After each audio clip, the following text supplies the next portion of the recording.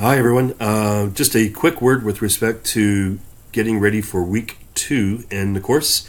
And of course, this week we're talking about case history and interview and aspects of observation. So, things to kind of think about: if you go to the week 2 folder, you'll find all the content for the week in there, including a lesson plan, some short videos on gait and posture, the weekly slides, the Cornell notes, and some other materials that are going to be used in the lab itself. For the lab, please bring your goniometer. Please bring your Cornell notes, because we will be spending some time looking at those and checking in with each other. And do wear something which is comfortable. We will be doing both gait and posture assessment. So again, when you walk into the week 2 planner, you'll find all the materials available to you here.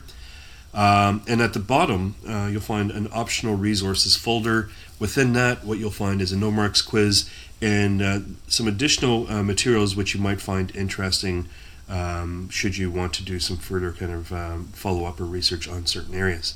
So again, that's it. So again, key things: bring your goniometer, wear comfortable stuff including shorts, and do ensure that you bring your Cornell notes. That's it for now. If you have any questions, please give me a shout, and I will see you on Tuesday.